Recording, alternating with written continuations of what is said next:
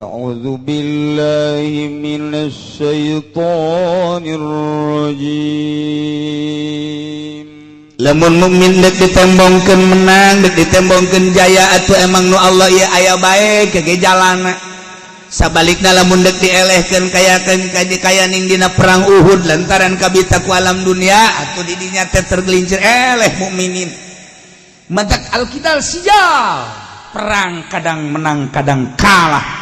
Tergantung kumaha keyakinanna, lain bilangan jeung lain kekuatan, tetapi keyakinan ka Gusti Allah da. Allah mere keyakinan ieu teh rahasia Allah dedeleuan sakitu lobana kok disaeutikeun.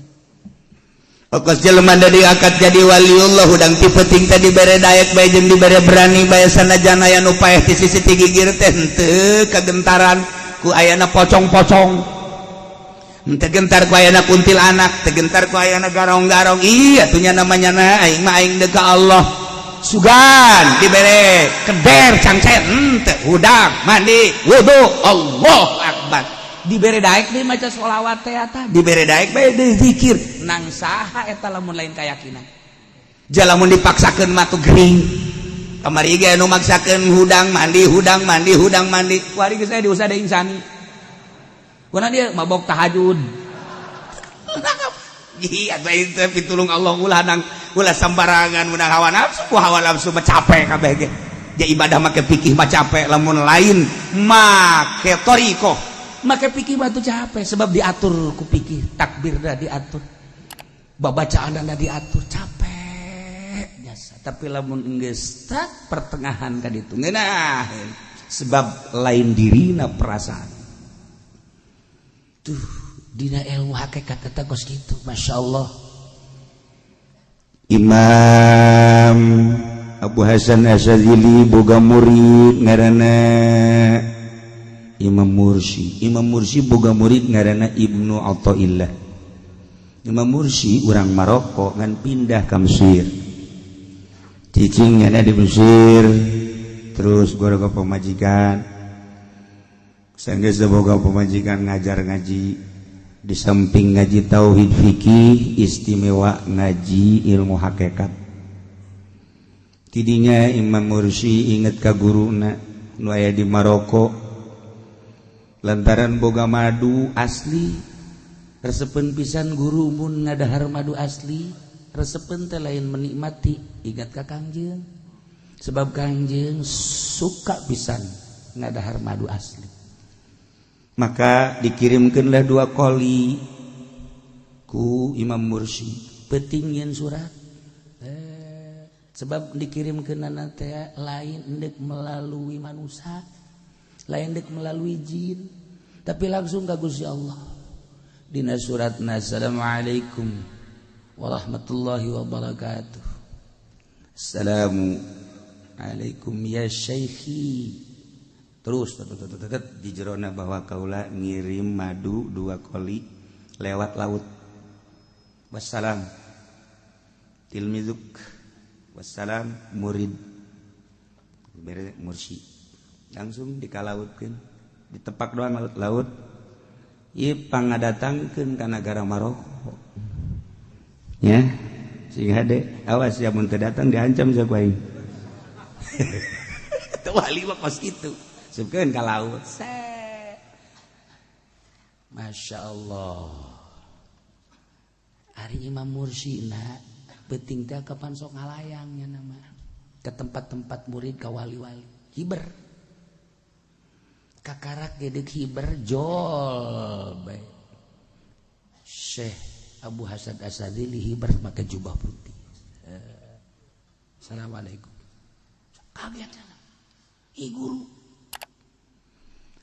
maneh ngirimkeun eta 2 koli madu melalui laut aing nyaho ngageter murid ceh aju maneh ku ari deuk hibran deuk ngalayat ka murid-murid perkumpulan di sekitar ieu nu aya di Yordan, nu aya di Mesir, nu aya di Mekah, nu aya di Madinah, nu aya di Yaman.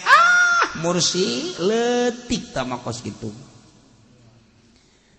aing guru sia bisa aing ngadatangkeun sia kuari ti Mesir ka Jabal Qop, di Jabal Qop ka dieu deui bari teu kudu ka mana. Percaya sia kae? Oh, percaya jasa. Ieu ulah waka dilakukeun ye kikiriman madu kos kieu ye. Atuh pentingan kene sia bae ka aing ka ditu hiber daripada ka murid-murid sia. Pohoan murid kita poho murid. Aing madu dikirimkeun ka laut aing cenah hiberan tolol teh jebah. Tuh. Aing sia teu boga adab. Sia bisa kitu teh kapan ilmu hakikat teh ti aing. Atuh kunaon dikirimkeun ka laut teh aing teu nyaho. Hampura mama. Hampura. Nah, sia yang dijatakeun ka Jabal Qop, ti Jabal Qop ka dieu teu kudu ingkah bisa. Ke bama bisa kos kitu kunaon? Lantaran surga Firdaus geus disanggakeun ka kaula. Murid-murid anu bakal asup ka surga Firdaus teh geus dipasrahkeun ku Gusti Allah, tetapi kaula mah embung lantaran ja Kangjeng Nabi ge henteu kitu ngan kula mah teu leupas ti Kangjeng Nabi. Eueuh hiji perkara sadetik poho ka Kangjeng Nabi, titik sakitu bae. Mantak nanaon ge selalu niru Kangjeng Nabi. Iyalah jelema anu niru ka Kangjeng Nabi pasti Kangjeng Nabi na dibere mujizat, nu niru-niru ka Kangjeng Nabi nyiplak ka Kangjeng Nabi dibere karomah kajen kukumaha. Ulah ngabaikeun guru sih kade. Hampura atuh. Geus, eta mah naon karang-karana madu mah engke dicokot ku kula geus. Ulah ya dicokot mah ulah. Geus salama berarti hulang murid mentah hampura geus beres. Langsung hiber deui. Syekh Abu Hasan Az-Zazili langsung di laut yang muncul di mulut Maroko. Cik Abu Hasan hai madu ngomong sia ngomong barang ngomong teh nyaritakeun keaslian madu jeung henteu nu hiji ieu asli nu hiji teu asli.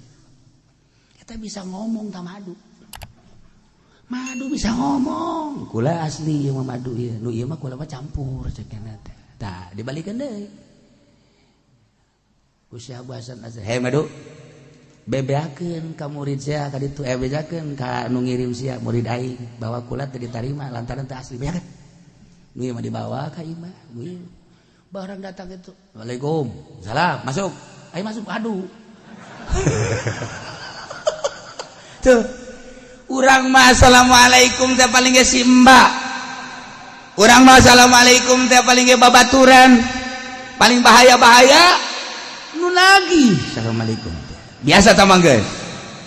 Nah, ieu aduh, kula kita balik deui ku guru kula Syekh Abu Hasan Az-Zazili. Kunaon emang? Lantaran kula ditanya keaslianana, aju kula teu asli.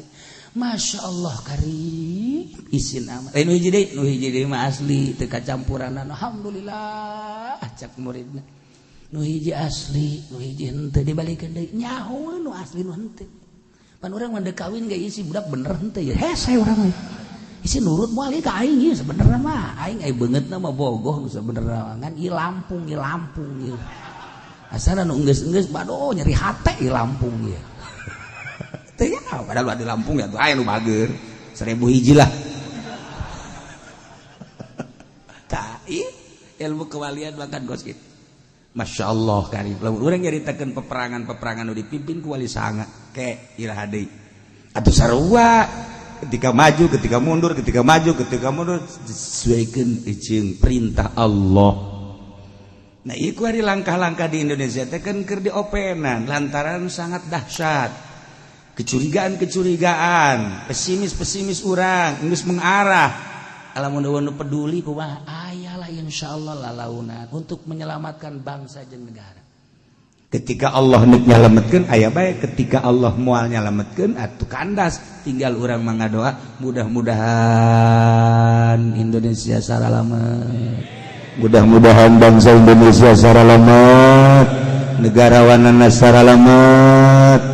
Jalan lujur ulaya indikator sehingga orang hirup di Indonesia sakumaha perjanjian karuhun urang merdeka zahiron wa batinan. bukan geuna ya orang sadu keur main aku Masya Allah iyalah para aulia Allah urang lamun nyaritakeun gagagahan wali gagagahan ibadah baheulana masa si Abu Bakar Siddiq bah saaya sarakaat bisa saquran 2 rakaat saquran teh kumaha ngujina tahajud teh 2 rakaat sarakaat saquran teh kumaha deui kumaha coba aya deui tadarusna penting saquran bedang saquran ayo urang mah kadang digecek-gecek waduh urang mah Quran eta ka leungit teu hayang sabulan sakali ge tamat Quran kumaha di mana Qur'ana meureun lain bulan Ramadan mah rada deres bae waliullah mah kos dararit Sayyidina Abu Bakar Siddiq radhiyallahu anhu aya anu ngirim susu geus dikirim ka Abu Bakar Siddiq lantaran Amirul Mukminin manehanana aju sahabat teh nu ngirimkeunana langsung diinum lek ba'da isya setelah diinum lain rarasaan lengplek kalazatan tafakur ke Allah leungit masyaallah jeung Sayyidina Abu Bakar Siddiq ya masyaallah ke ba'da nginum susu teu kadeuleu Allah nu biasa teu pernah teu kadeuleu Allah teh ku bantah teh ieu mah teu kadeuleu sama sakali sahabat di luar seueur nu ngirim susuna aya keneh dirinya langsung nangis Sayyidina Abu Bakar Siddiq radhiyallahu an ngadoa ka Gusti Allah nu biasa ngadoa ka Gusti Allah Allah na kadeuleu ieu mah kan henteu langsung tetep bae ngadoa kadeuleu jeung teu kadeuleu mah urusan kula pamere Gusti tapi ari urusan Allah mah kan ningalikeun bae ka Gusti ka abdi Gusti nyanggakeun sadaya-daya ieu teh ya sabada ngaleueut susu kikiriman sahabat Gusti teu katempo ku abdi ayalah nyulusup ngaranna ilham rahmani asup ka jero qalbu Sayyidina Abu Bakar Siddiq colok 3 kali beres selesai doa kadeuleu ku para sahabat langsung dicolok ku Sayyidina Abu Bakar Siddiq diutahkeun tak kalaluar susu kabeh aya nu ngalarang tuan kan teu meunang makanan kudu dicolok lain deui urusanana cik Abu Bakar Siddiq kepan deui beritana kaluarkeun kabeh setelah dikaluarkeun kabeh satetes acan Allah kadeuleu deui kakarak dirinya pidato Abu Bakar Siddiq bagi jelema nu berhikmah hati-hati tina makanan dicabut kalazatan ibadah dicabut kenikmatan zikir tafakur ieu melalui pencabutan etala siksa bagi jelema-jelema nu berhikmah hati-hati makanan jeung minuman termasuk pakaian lantaran jadi gangguan kana kalazatan ibadah ka Gusti Allah atupan kuari mah kiaina ge diberean ku bupati malah proposal sabarapun kamaripun oh sakali ngariung 3.000 3 juta minta tambah deui eta kan teu beres makanan anu asup di pamarentah geus moal beres cak kula moal yakin moal sebab pajak kiai nu sok ngadahar duit di pamarentah deleukeun datang ka lazat bagi ibadahna moal 100% lain sombong 100% seluruh waliullah nyaritakeun Sayyidina Abu Bakar Siddiq bae Sayyidina Abu Bakar Siddiq tang ngadahar susu pamere orenganan ditanyakan ku Sayyidina Abu Bakar Siddiq ceng mencara kurang ieu susu nu saha nu abdi haju eta kumaha kok bisa naon karang-karana ngahalangan ki wallahu alam cek enak ieu mah embe abdi diperet-peret ku abdi disanggakeun ka tua jasa kitu abdi henteu macem-macem doa deui ka Gusti Allah Allah nangis katingali ku Sayyidina Abu Bakar Siddiq minta penjelasan secara hakiki Gusti ari ieu susu kunaon bisa kos kitu oh embe nanya tuan kajukut batur ya Allah ya Rabb ya Allah ya Rabb ndek jadi ahli hakikat teh geus lain sambarangan emang kumaha gitu badak lamun aya jelema ngaku-ngaku ahli hakikat atau katempona kurang berhakikat tapi ngagabrus bae duit pemerintah dilebok kunyana duit tekaruhan dilebok kunyana bohong tama lain ahli hakikat hakeko dukun tama kos gitu Masya Allah teh iyalah ketika kisah Abu Hasan Az-Zazili diberi informasi ku salah satu muridna mama hampura murid-murid anu lain mah ku abdi tos dipandu sesuai jeung perintah mama teh alhamdulillah aya dina kausulan ka Allah baik anu ustad maupun anu kiai anu salalantri pedagang-pedagang ya alhamdulillah loba anu diberikan nikmatan tabarru ibadah ka Gusti Allah tapi aya hiji kiai teu daek usul-usul ka Gusti nyangakeun sadaya-daya di mana tuh di Uzbekistan sangarana Pulan datang langsung ka ditu kabeneran nyana keur aya di sawah. Assalamualaikum. Salam. Oh, ama aja.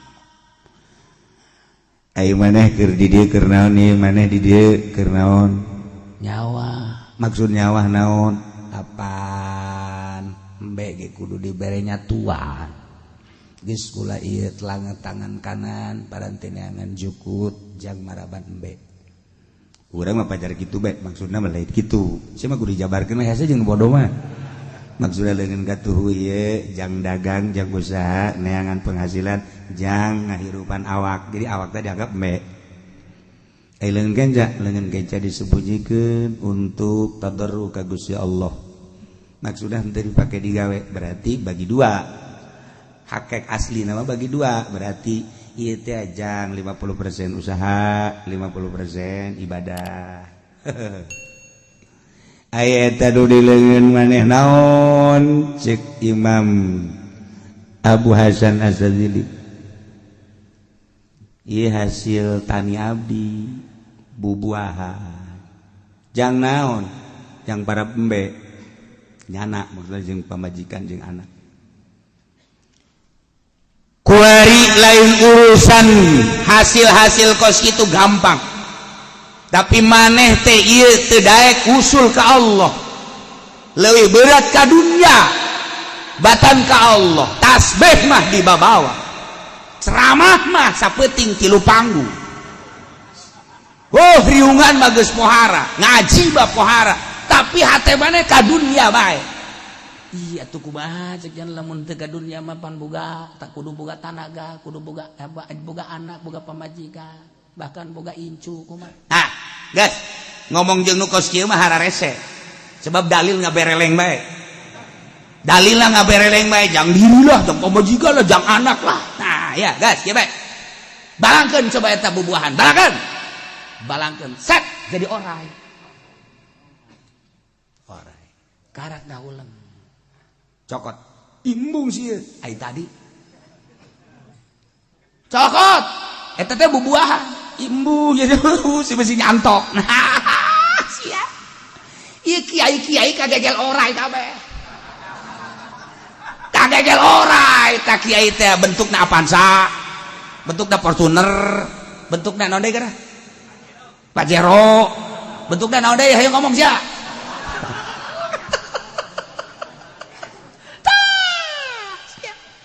cokot tete orai cokot mu jaga besi nyantok gede orai nu gede deui jeung calanga pae kieu deureuh sabun teh calanga apa cokot percaya ieu guru maneh cokot ulah sieun sakumaha nyokot ka Kanjeng Nabi Musa ketika itekna dibalangkeun jadi orai cokot deui cokot huluna hulu aduh jadi anggur deui jadi apel deui jadi segala rupa deui tah ku ari mah terserah maneh hakikatna ieu bubuahan ternyata orai maksudna kabeh kieu henteu tergantung kumaha jiwa-jiwa anu aya di batin aya nu dibalangkeun jadi orai, dibalangkeun jadi buaya, dibalangkeun jadi maung, dibalangkeun jadi kadal dan lain-lain sebagainya. Ketika orang mencintai eta kos kitu. Ya Allah ya Rabb, abdi geus di ayeuna atuh teu hayang ai kos kitu mah. Lepaskeun dunia. Kumaha lamun dunia loba bae. Masalah tah mah pamere Allah. Aju hayang ngalepaskeun anak kumaha? 4 perkara cek Abu Hasan Asadzili. Jelema bisa hebat teh nomor kahiji di negara lamun aya imamna imam adil mukmin, nomor kaduana di mana aya walian, nomor katilu di mana aya siddiq, nomor kaopat di mana aya pengusaha nu dermawan. Baik di negara maupun di organisasi maupun di kelompok, lamun kumpul nu 4 bakal hebat agama. Kaluarkeun dunia. Maksud kaluarkeun dunia teh mama kumaha? Nu aya tasarruf-tasarrufkeun, nu eueuh ulah jadi pikiran, ulah nyaho ka jelema cinta dunia jeung henteu tergantung kumaha geraknya nana. Lamun geraknya na nu loba dunia daek kaluarkeun jang syiar agama Allah, nu eueuh teu dipikiran eta jelema di jero hatena eueuh duniaan sanajan duniana numpuk. Tapi lamun aya jelema boga duit 1 juta ge ngan sakadar 50.000 bae sodakona, eta jelema nya susah nya cinta dunia. Pan beungeut sia eta kabeh. Beungeut sia eta kabeh. Sia teh maksudna kadu dieu. Eta. Wa kuluhum ba. Eta. Waliullah mah nyahoeun ka jelema nu cinta dunia jeung teu cinta dunia tina digerak-gerakna. Jai dunia mah pamere Allah lantaran atuh didatangkeun ge ku Allah henteu kumaha atuh usaha haju untung, aya nu mere dan lain sebagainya. Atuh dunia dikumpulkeun ku Gusti Allah teh kapan laisa bizatiha, nu dimaksud laisa maksudan bizatiha dunia ulah dimaksud zatna, tapi ahwal dunia jadikeunlah jangzadan lil mi'ad, bekal ka akhirat. Melalui urang boga dunia bisa ka Mekah, melalui boga dunia urang bisa zakat, melalui dunia bisa urang sedekah fakir miskin, melalui dunia urang bisa ngabangun masjid, melalui dunia urang bisa ngabangun majlis. Iyalah laisa maksudan li zawatiha, lain nu dimaksud ku zat dunia, tetapi jadikeun sebagai zadan lil mi'ad eta dunia. Di udag-udag ge dunia teh kurang, ai lain wayahna mah atuh lepas bae. Sanajan cicing bae ge urang dunia bakal loba maloba nu dedeule gerakna cinta dunia jeung teu cinta dunia. Bukan jeung Rasul maha uninga, para sahabat sangat uninga, para aulia Allah ge nyaho. Nah, ilah soal-soal mukjizat, ilah soal-soal karamah, ilah soal-soal maunah. Ulang menyaritakeun seputar mukjizat Kangjeng Rasul luar biasa. Atuh mukjizat bae moal kaharti ku akal. Sebab naon Kangjeng Nabi Ibrahim dibeuleum ku naon kerek di jero seuneu. Haju tangkal apel tangkal anggur jararadi. Sanes 40 poe teh cak Raja Namrud. Buka pasti geseng. Kunaon keur kerek kesang. Kesangan indah teh masyaallah tatangkalan jararadi. Bingung Raja Namrud. Mukjizat. Ketika Kangjeng Nabi Yunus lantaran aya hawa nafsuan saeutik tanpa bebeja heula menghindar ti kaumna ti Ninawi, maka nyana disiksa ku Gusti Allah secara zahir dibalangkeun ka laut. Asup ke jero beuteung laut nun, tapi justru di jero beuteung nempo Allah. Teu kaharti ku urang di dasar laut nempo Allah. Kanjeng Nabi Musa titah mudajat ka Gunung Tursina. Mun urang geus pernah jalan Mesir, Yordan, bakal ketempo Gunung Tursina. Masya Allah gersang anu luar biasa. Ketika Kanjeng Nabi Musa datang ikhlas naik berangkat set mukalamah jeung Gusti Allah kharra sa'iqa, justru di gunung nempo Allah.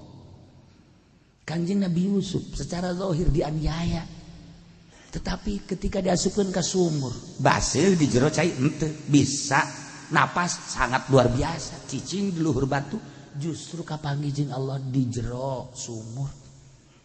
Mantap ulah kaget lamun kadeleuna secara zahir keur dihinakeun, buat teuing aya dina kabahagiaan, buat teuing keur kabeneran, keur hina jasa orenganan keur aya dina kasukaan jeung Allah. Sebab kos kitulah para waliullah bahasa Nazazili dek ziarah ka guruna senggeta ziarah hayang marilu kabeh senggeusna hayang marilu teu bisa katahan milu aya meureun bangsa sekitar 50-an mamilu begitu datang ka makom aduh cek bahasan ieu ziarah teu beres ya lantaran aya jamaah-jamaah anu sangat cinta dunia. Ayeuna bahasana sajili nemu ka baju kabeh dibuka make ihram doang. Make baju ihram doang ketika make baju ihram kunaon murudul di gunung-gunung di mamanan sasalaman kabeh. Ribuan jelema bingung murid-muridna. Geus beres sasalaman lobaan para wali-wali Allah nyana karek make baju biasa deui. Kan ditanya, "Mama, kunaon sih make bubuka?" Lantaran mama ieu sebenarnya mah ngadidik marane. Maneh mah bu ibadah teh kudu make sorban nu bagus bae. Bu make baju kudu mahal bae. Samping lamun teu tamer teu jadi. Maneh mah pohara jasa. Kitu keneh kendaraan. Nah eta teh hahalang ka Allah mantap kukuda dibuka. Ieu baju teh jadi penghalang. Nya maneh sebenarnya mah geus ketika make ihram maka langsung ka Gusti Allah. Datanglah para wali-wali Allah. Tuh urang makan kudu make jas bae. Mun teu make jas atasna kurang pede. Aduh, masyaallah. Ya ecek-ecek tah jelema kos kitu kan. Masyaallah, dari makhluk kaya gadeul ku makhluk deui. Tah batak urang ihram teh lepaskeun urusan dunia. Ya Allah, ya Rabb cara-cara ibadah ka Gusti Allah. Mantap para waliullah lamun ti peuting kadang-kadang nya nama make kaos ibadah ka Gusti Allah. Beda jeung pikih. Pikih mah bersyukur make baju nu bagus lantaran diberen imat ku Gusti Allah. Tapi lamun kagak bawa ka jero hate keur tahiyat kieu bagus amat ieu baju mahal gara ieu baju. Manya ibadah kos kitu. Bekas make baju nu pangjorena, kaos nu pangjorena. Loba nu make ihram bae ti penting waliullah. Urang lamun ka Habib Lutfi ka ditu nya make urang mah di dieu make jas. Make samping bagus nya make kaos. Aju samping nggak sebelah tuh hari nu dijarahan kurang sebelah bajuna ai urang gagah jasa horenganan ai hatena mana jeung Allah ai urang mah jeung artis atuh pan tololan urang panjana seuri bae nya teu make kopeh-kopeh acan urang mah udang-udang podeh pa sewaktu-waktu seperti kitu eta teh ya maksudna gadidik ka urang. Nah perjalanan Kanjeng Rasul matu langsung dipantau ku Gusti Allah. Peperangan Badar katingalina saeutik ku Kanjeng Rasul teh bahkan katingali ku para sahabat saeutik bahkan para kufar Quraisy teh ningalina deui saeutik ka para mukminin. Akibatina titinggalian kedua belah pihak saeutik terjadilah peperangan. Kitulah Gusti Allah deuk ngajadikeun peperangan liyaqdiyallahu amran kana maf'ula. Memang deuk dijadikeun ku Gusti Allah deuk dipigawe ku Gusti Allah eta teh titinggalian memeder perang barang perang falammal tahama arahum iyyahum mithlaihim barang berperang beda kufar Quraisy ningali mukminin nu tatadina saeutik ternyata 2 kali lipat nyana kadeleuna. Ieu dikitukeun ku Gusti Allah 2 kali lipat nyana mawa 1000 titinggalian kufar Quraisy mukminin teh aya 2000 2 kali lipat nyanang. Kan gimbir, wah lobaan amat padahal mah malaikat tarurun ti langit ngebantu prajurit-prajurit Badar. Atuh itu sahabat ge kaget. Kumaha kagetna? Kagetna teh di luhur kuda saya aya atau lempang saya aya, encan ge dibacokeun geus paeh teu lah. Kakara kieu doang pedang itu geus paeh. Ih, benyana kumaha sih? Heran teh sahabat ge aing mah perang ki resep cek kana ieu. Atuh resep dah atuh pedang di kieu-kieu bae tadi kitu-kitukeun pedang teh. Asal ditikitukeun paeh, sageukeun paeh, pikeun paeh. Hayang geura kapanggih jeung Kangjeng Nabi, ieu sih kumaha lalakon. Gara teh kos kitu teh. Ngan aya suara-suara di luar suara makhluk biasa, isaha aya nu nempo sosok kitu kuda, kitu ditumpakan ku jelema make jubah hejo, aya nu nempo aya nu suarana doang, kagetlah sahabat paraeh kufar Quraisy termasuk Abu Jahal. Selesai bebeja ka Kangjeng geus surti maneh manggih kaanehan kan mohon aya suara-suara kan mohon aya nu nempokan maka jarubah etalah bantuan Allah malaikat diutus padahal mah teu kudu kitu Gusti Allah urangna bae dijieun gagah tetapi kos kitulah sunnatullah Allah dek nyalametkeun ka urang maka Allah lah anu bertindak geus Allah dek nyalametkeun urang babarieun Gusti Allah musuh kadeulina saeutik urang kadeulina saeutik ketika der musuh neuleuh urang teh lobaan atuh der bae tah ieu lah rahasia di balik rahasia nu urang teu bisa mukakeun hanya Gusti Allah nu boga mantap wa ilallahi turja'ul umur ka Gusti Allah hungkul dibalikeun sakabeh perkara tinggal urangna bae wari urang tata keyakinan urang ka Gusti Allah Subhanahu wa ta'ala mudah-mudahan urang diberi cinta jasa ka Gusti Allah cinta pisan ka Kangjeng Rasulullah Muhammad cinta jasa urang ka khulafaur rasyidin cinta urang ka para aulia-aulia Allah cinta urang ka para sholihin-sholihin sehingga urang di akhirat dihijikeun di bawah bendera Kangjeng Rasulullah babarengan jeung ahli Allah menuju surga Allah Subhanahu wa ta'ala leuwih-leuwih urang cinta ke ahli Badar sebagai pejuang anu tidak pernah terlupakan di dunia sampai kiamat. Kangjeng Nabi teh manusia istimewa na kumaha dina Al-Qur'an dijelaskan walaqad atainaka sab'an minal masani wal qur'anal azim wallahu a'lamu bimuradi cek Gusti Allah walaqad atainaka niscaya kaula mere ka anjeun Muhammad sab'an minal masani 7 ayat anu dibulak-balik bakalna diunggal-unggal salat buktina Al-Fatihah Fatihah teh 7 ayat urang hitung bismillahirrahmanirrahim sayat alhamdulillahirabbil alamin 2 Ar-Rahmanir-Rahim 3 Malik Yaumiddin 4 Iyyaka na'budu wa iyyaka nasta'in 5 Ihdinas siratal mustaqim 6 Siratal ladzina an'amta 'alaihim ghairil maghdubi 'alaihim waladdallin 7 ayat sab'an binal masani Kanjeng Nabi diberi ayat eta teh dijieun ummul kitab pembuka pertama diawali ku bismillahirrahmanirrahim kalawan nyebut jenengan Allah Allah teh nu Maha Rahman Maha Rahim panjang lantaran geus penting teu kudu dijabarkeun alhamdulillahirabbil alamin sadaya puji tangtu ka Allah nu mantak urang kudu muji lantaran urang ciptaanana ketika orang diciptakan jadi manusia teh makhluk lupang bagusna diberilah sehat diberilah dedeg pangadeg anu ahsani taqwim wal aya tandingna dibere urang teh titingalian dedengean aambean jeung perwatakan kurang kumaha maka wajarlah bahkan wajib urang teh muji ka Gusti Allah diawali ku alhamdulillah bahasa nancik bahasa santri mah khobariyatun tapi insya'iyatun lafdhan khobariyatun labdon insya'iyatun maknan wah maka harti jelema tu mondok mah Kapolres sanajan priwitna loba tek ceuli datang ka harti bahasa alhamdulillah teh eta adalah khobariyatun labdon insya'iyatun maknan beuh kudu mondok di Cilongok 20 tahun hese tah mah lain lalagaan bahasa eta teh bahasa cerita tapi bahasa perintah di polisi aya tah ulah hafal eta bahasana cerita tapi perintah panjang kajen kunaon emang mesti urang muji Allah teh Rabbil alamin nu mangeranan alam teh masih Allah salian Allah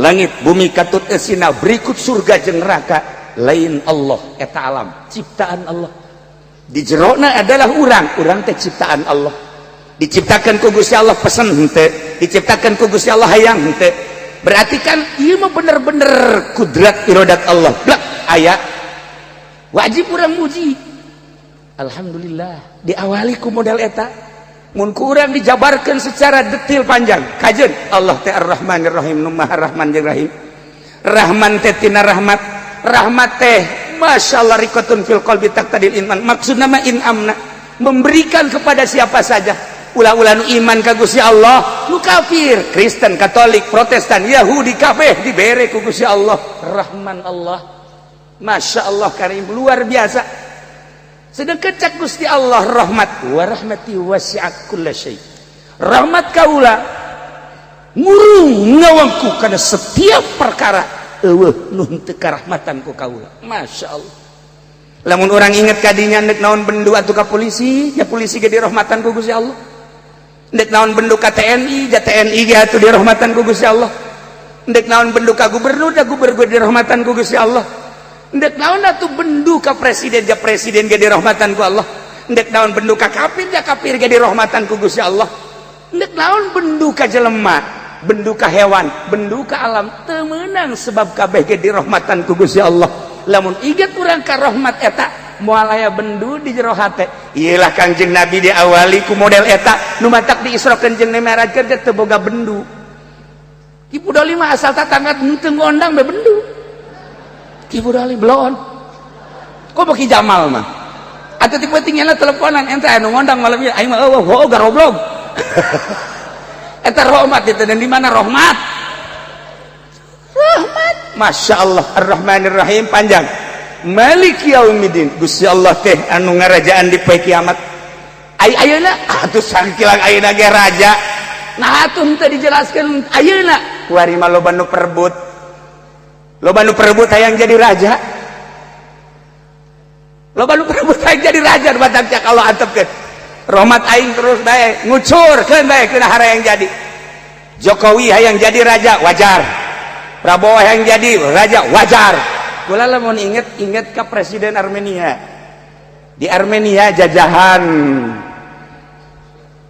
Rusia pernah setelah perang Armenia miskin ulah jangan bangun negara dahar ge hese kula mau nyebutkeun calon presiden harita ketika calon presiden harita di Armenia nyana terus belusukan ke unggal kampung ke unggal daerah di Armenia masyarakat asal datang calon ieu datang mendengarkan ayah salah sahiji calon anu pohara ngomongna saya kalau terpilih jadi presiden untuk tahun pertama rakyat selain daripada makan dan minum saya akan membangkitkan perekonomian supaya bisa membeli sepeda seluruh negara senegara supaya punya sepeda semua waktu surak kabeh wah iya presiden urang hebat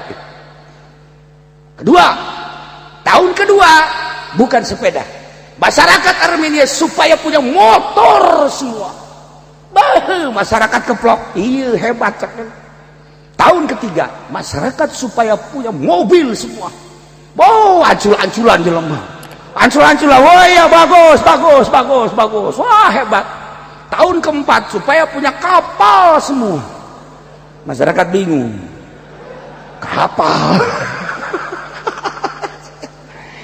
ayah salah sahiji masyarakat naik Pak masyarakat supaya beli kapal iya buat apa siapa tahu di sini nggak ada roti di kota ada roti kita bisa naik kapal ke sono katanya jadi kita bisa nggak usah antri-antri susah jadi kita naik kapal aja kan berpikir masyarakat kos gitu mah kan kudu ayah lapangan dan lain-lain sebagainya wah ya presiden maka ada ulah sok leuwih teuing ngomong biasa-biasa saja sih lah iya kok mengkonon sih tuh nu hiji istimewa lawanna ngomongna pohara di Surabaya para masyarakat Armenia kalau saya terpilih tahun pertama saya akan membangun pendidikan pokoknya pendidikan sekolah akan saya bangun keprok jalan yang kedua sarana agama masjid yang namanya gereja yang namanya kepentingan ibadah masyarakat akan saya bangun jelema luar biasa yang ketiga tahun ketiga akan saya bangun rumah-rumah masyarakat semua akan saya bangun tidak terkecuali kagak masyarakat kami uangnya dari mana kalau membangun ini uangnya dari mana kabeh bingung saya ini kan presiden Jadi tetap buahnya kan dari kamu-kamu juga. Maka nanti akan saya perut buat membangun rumah-rumah kamu. Wah, ini begini semua. Jadi calon presiden mah sebenarnya garelo kabeh. Iya, maningan orang memilih gubernur belenya. Presiden ieu kuari acak-acakan. Bahasana ieu. Saya kan mengamati. Kita butuh presiden yang piawai, yang kalem, yang sejuk, yang enak, yang bisa dipahami. Dengan demikian saya insya Allah akan memilih pasti, sebab kalau tidak ada presiden bahaya. Tapi ketika ditanya siapa yang akan beri, yang jelas saya akan nyolok istri saya.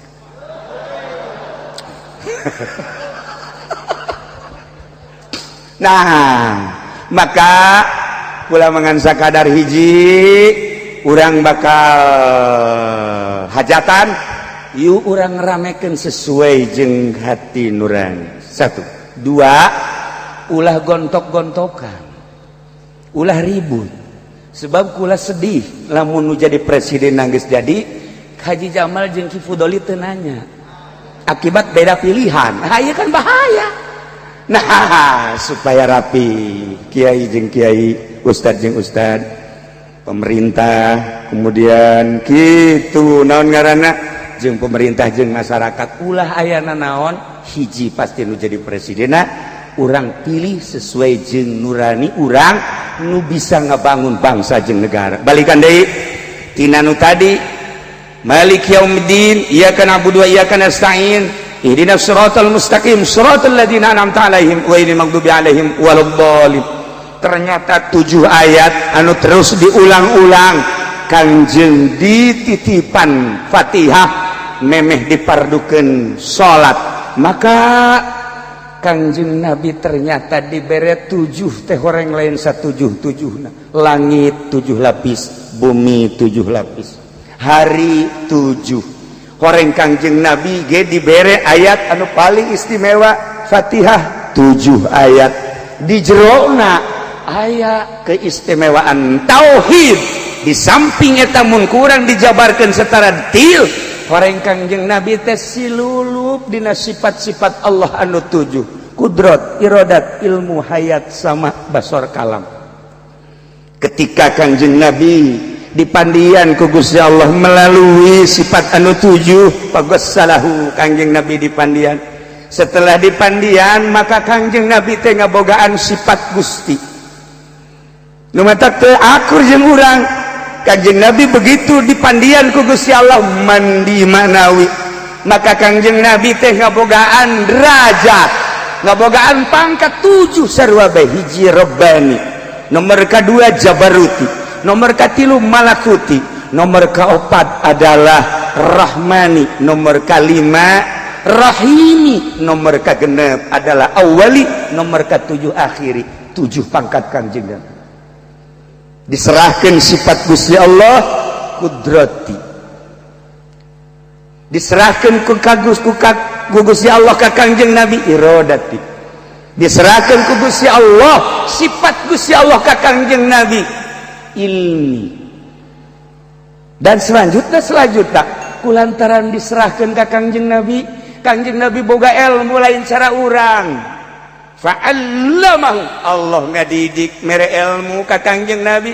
Akhirnya Kangjeng Nabi boga ilmu Kangjeng Nabi alima makana wa ma sayakun. Lain sambarangan Kangjeng Nabi mah ilmuna pohara. Jelema lamun geus boga ilmu seperti eta ulah Kangjeng Nabi Tuan Syekh Abdul Qadir muringkak bulu urang ngadenge Tuan Syekh Abdul Qadir bisa buka 40 tempat sekaligus. Maghrib buka di imah ieu aya, di imah ieu aya, di imah ieu aya, di imah ieu 40. Ya karim. Lamun Syekh Ibnu Athaillah bisa buka nyana di 70 tempat. 70 tempat di dia aya, di dia aya, di dia aya, di dia aya, di dia aya. Ieu makhluk Allah salian Kangjeng Nabi bae boda kos kitu. Haji Pendi kabeneran kemari di imahna aya, masyaallah selang sajam di nungora. Aya eta ge jurig namanya. Da dibawa jurig beureun. Tah, rumadak ieu ilmu teh ilmu ulah sing sarikeun batur. Mentaran kadang-kadang aya jelema teh sing serikeun batur. Okos kula boga dongeng Amerika kene sebenarnya. Di dongeng Amerika. Cuma di Indonesia kan. Aya jelema politikus jeung pengusaha. Beunghar. Nyana diuk di tempat rileks di kafe yo sambil ngopi nyana ngomong kieu cek eta politikus aing baca cara teh ieu boga supir bloon kunaon cak nu pengusaha bloon nya nama dititah naon bae henteu dipikiran deui daek bae nya nama asal dibayar bae coba digerokeun tengah peuting kan ieu jam 10 sopir Henry kada si Henry nggak bener nokot duit ya 10.000 ya coba ke showroom belikan mobil baby ben aing ya kadigo ya 10.000 siap bos siap dang berangkat kalau hebat kan cek pengusaha can sakumaha tamah supir aing mah leuwih bloon emang gua ya kade ya kade dengekeun ku sia ya Herik kade Herik ada apa bos coba dicek gua ada di rumah gua apa enggak tolong dicek coba segera ya siap bos salah luarnya nyana di luar kan gak robrol bos orang tololnya emang kurang atumannya aing jam 10 dibere 10.000 kita beli baby ben tolol kan bos goblok politikus tolol je atuh bos aing lu leuwih tolol mah tolol emang kurang atuh aing kita ngecek nyana ku nyana kita nelpon atuh bolon udah coba puku nyana lagi di hari pun aing goblok dah emang bos tarolol kabeh ge eta bos ngobrol tuh supir aing garoblok cek nyana teh eta bener bener ieu di zaman akhir modal kos kitu bos yang serikeun anak buah yang serikeun bos rakyat yang serikeun pejabat yang serikeun rakyat ieu percis di luar rakyat yang serikeun para pejabat emang henteu disaksian henteu ditonton gitu pejabat-pejabat kurang ditonton kan si A si B si C si D si E emang teu ditonton gubernur emang ku urang teu ditonton bupati emang teu ditonton ku urang teh Kapolres emang teu ditonton boro-boro eta lurah ditonton ku urang rakyat nontonnya nyana ge nonton urang cek nyana rakyat kita blon-blon ya cek nyana aja cek rakyat pejabat kita blon-blon ya ieu mana nu bener nu saudara nah iyalah Kangjeng Nabi mah ilmuna lain kitu Kangjeng Nabi henteu pernah memperlihatkan kebloonan Kangjeng Nabi henteu pernah ningalikeun kekurangan Kangjeng Nabi mah wa innaka la'ala khuluqin alim urang ieu kuari bisa seperti ieu ti Kangjeng Nabi para pembesar bisa kieu ti Kangjeng Nabi ente bisa diuk simpul kieu ti Kangjeng Nabi karena cinta ka Kangjeng Nabi padahal mah cintana ngan sabaraha persen tapi urang geus nikmat jasa hirup di dieu nikmat urang masyaallah nah maka dengan silulupna Kangjeng Nabi litattasifa bisifatina wa tatakhallaqa bi khuluqina cek Gusti Allah supaya anjeun bersifat-sifat kaula berakhlak-akhlak kaula maka ku kaula dibere anjeun kakawasaan ku kakawasaan kaula dibere kersa ku kersa kaula dibere dedengian kaula dibere aambean kaula dibere titingalian kaula geus Kangjeng Nabi meningali teh katingalina soca Kangjeng Nabi padahal soca Gusti Allah Kangjeng Nabi mah nguping teh kadengena ku urang cepil Kangjeng padahal mah rurungan ti Gusti Allah Kangjeng Nabi teh aambean katingalina aambean dirina padahal ti Gusti Allah maka eueuhna naon di diri Kangjeng Nabi mah henteu aya muatan pribadi kabeh menang ti Gusti Allah hampang mun digerokeun ku Gusti Allah Muhammad gum nangtung beda tadi jeung Haji Pudoli ka dieu teu kaburu Haji Jamal coba ka dieu sibuk ditintah ku Gusti Allah mal tahajud capek Ibu Doli coba tuh tahajud 2 rakaat bae mah enjing wae ieu kiai bae kos kitu komo pejabat atuh pejabat sejen nah eta berat awak lantaran naon sifat diri urang masih aya ketika sifat diri urang teu aya cara Kangjeng Nabi hampang digambarkeun kahampangan urang teh okos haseup nementak urang lamun ngarokok teh sekedar menikmati rokok mah eueuh faedahna tapi ketika urang tafakur di rokok teh aya haseup ternyata haseup teh pernah kahadap ka luhur haseup mah hareup haseup ka luhur masyaallah nu mantak haseup ka luhur eueuh beban setelah Kangjeng hampang tidak pernah ada muatan pribadi kudrat irodat kabeh ti Gusti Allah panggil kemudian dibersihan diberangkatkan Kangjeng Nabi subhanalladzi asra Kangjeng Nabi subhanalladzi asra bi 'abdihi laila minal masjidil haram ila al masjidil aqsa diberangkatkan hampang sakicep di Masjidil Haram ke Masjidil Aqsa set datang hampang sebab geus aya Fatihah di Masjidil Aqsa naik ke Sidratil Muntaha set hampang Fatihah nah mantap begitu turun diberi oleh-olehnya sholat ieu geus dipersiapkan Fatihah sab'ul masan walaqad atainaka sab'an minal masani wal qur'anal azim baca kurang Fatihah sesuai jeung aturan Fatihah aya jelema nyeribeteun bismillahirrahmanirrahim alhamdulillahirabbil alamin arrahmanirrahim maliki yaumiddin iyyaka na'budu wa iyyaka sampai waladhdallin tiupkeun Haji Rusdi nyeribeteun supaya cager inumkeun kontak Fatihah lain sembarang baca ku Haji Pendi bismillahirrahmanirrahim waladhdallin ya inumkeun paeh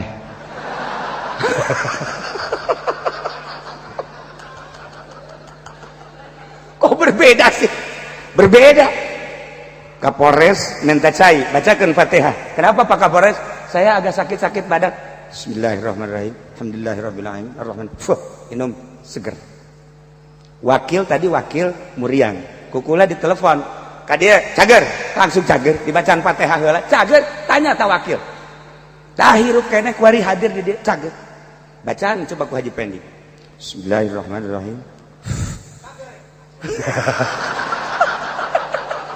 Pak Kapolres bisa dikubur di sini. Jangan sekali-kali sembarangan Fatihah.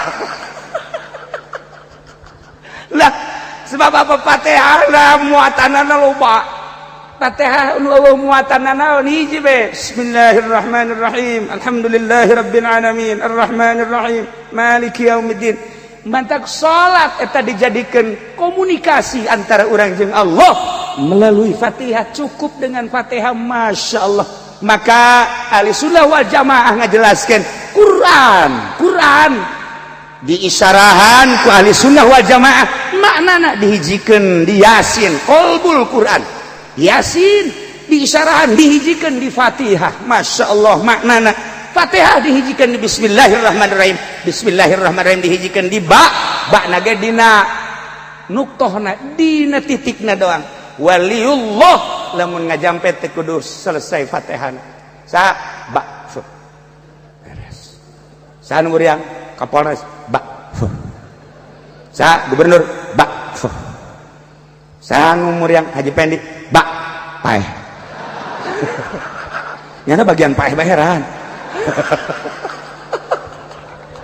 la ilaha para jamaah kaum muslimin wal muslimat rahimakumullah ternyata horeganan Fatihah teh alat komunikasi antara urang sebagai hamba jeung Khalik di jero salat bolak-balik satu hari satu malam sabaraha kali di luar eta bacalah Fatihah urang lewat ka kuburan eureun heula assalamualaikum ya ahlad diyar assalamualaikum ya ahlal kubur antum lana salafun wa nahnu alaikum tabaun wa inna insyaallah ta'ala bikum lahikun ya kaulah hadiah Fatihahnya ya ke ahli kubur bismillahirrahmanirrahim sampai waladhdallin perebut ahli kubur Fatihah saya ieu mah Fatihah cenah ieu mah tiki Fudoli bu bagus bagus sih Fatihah teh ngeunaheun segi tuh hasud makos kitu kan wah Allah segala naon tuh aya di kijamal Al-Fatihah kumaha dihadiahkeun wih bagus cenah ieu masyaallah baru haye Fatihah deui hajepen nih Al-Fatihah ieu mah hideung jakna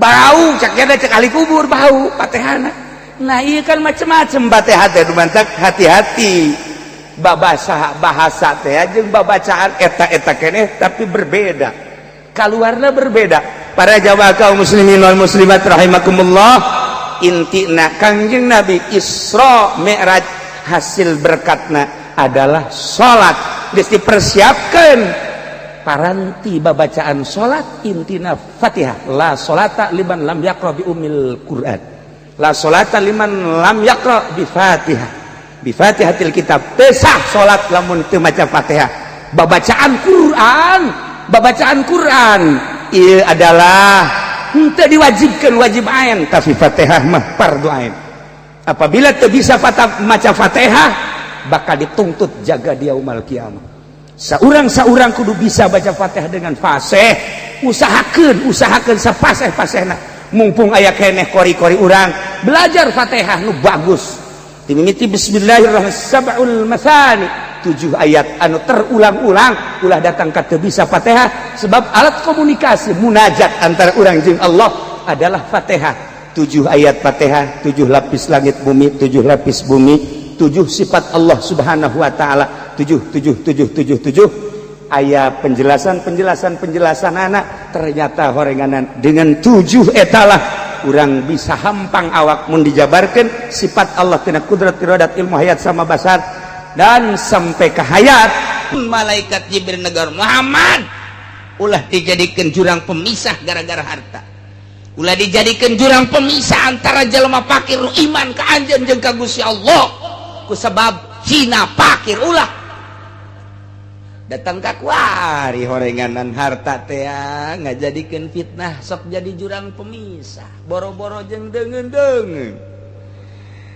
sarumpun jeung sadapur bae urang teh sapejit keur masih keneh sararusah mah beu sareneuk saigal sapihanean hiji rokok ge babarengan jeung dulur barang kakak melejit wah boga kesempatan di pabrik waduh luar biasa dagang limbahna eta curug ka adina pohara jasa curug teh ka adina cak aing ge sia nuturkeun aing sama tengah jebing sih gas sia aing geus dijadikeun jurang pemisah harta teh padahal mah sapejit teu wauh kuari manu jadi kakak kanjuna jadi lantaran mobilna mewah imahna mewah kubatur diagung-agung dikaya-kaya dipuja-puja diraja-raja dulur teu wauh ieu mah di ditu ieu mah di Vietnam kos kitu eta mah di urang mah teu paling ge paling berbau-bau Vietnam kos kitu eta kamari ieu mah keur carita sapejit bae masyaallah kacai jadi saleuwit ka darat jadi salogak sareneuk saigal sapihanean lantaran jadi dulur barang kuari jadi DPR teu nyileuk sabelah mata teu wauheun ka dulur teh berarti jabatan DPR sumber fitnah beuh kamari ieu mah sia dulur aing ieu batur aing ieu sobat aing ieu karib aing geus jadi bupati kuari teu wauh saeutik-eutik acan hating tah geus bahasa hating tah bahasa hating tah bahasa mana tah hating teu wauh saeutik-eutik acan mun eueuh hatingan rada deres mah hating masyaallah teu wauh beuh kamari mah babarengan di urang geus barang jadi bupati geus teu wauh berarti jabatan bupati eta jurang pemisah antara dirina jeung masyarakat jadi lain ti kuari orang ti baheula nu mantang aya permintaan ge ti kaum hartawan di kaum-kaum numul ya ka Kangjeng Nabi unggal kami kadinya maneh anjeun Muhammad keur babarengan jeung nu miskin jeung nu palalakit kami ribet asana deuk kadinya na wayahna coba usir heula sakedeung kami deuk asup kadinya Kangjeng Nabi hampir tak eta teh fitnah berarti geus nu jadi sumber fitnah teh hiji harta nomor kadua jabatan datang ka kuari tah mah kos kitu gede teuing bupati mah RT. Aduh, kerjaan jadi RT mah biasa bae. Waduh, bareng jadi RT, masya Allah. Ngomong lagi siatu sopan. Emang aing naon pan aing teh raja di dieu. Aduh, raja koang-koang. RT. Gusti Allah. Aduh, masya Allah. Aduh. Tah eta teh jurang pemisah nu kos kitu teh. Tah kuari ge kiai teh anu ngadeuketan nu kos kitu mah. Aya jurang di sarua bangsana tak kiai ge pan kiai mah kuduna beuki luhur beuki tawadu lantaran nu di deuleuna teh kiai mah pare di mana-mana pare teh kaluhur can aya bener can aya eusian di mana geus eusian tungkul eta pare di mana ngacung deui berarti tah kos kitu teh kiai asal anu tulak cangkeng bae ngacung teh pare gambung kiai mah tungkul ulah asa aing berarti ilmu nu aya di kiai teh dipake takabur jurang pemisah ilmu profesor mah jeung doktor jadi jurang pemisah ge ku ilmu na meujeuna emang parantina tah mah emang tah mah jadi suluh neraka ieu bakalna ai kiai mah pan kiai mah lain deui urusanan urusan akhirat kok jadi takabur nah ieu kiai ge dibere ilmu teh lain beuki deukeut ka Allah beuki jauh ka Allah ilmuna bakal jadi siksa fitnah teh dunia jadi fitnah jabatan jadi fitnah agung ilmu jadi fitnah nah iyalah sumber fitnah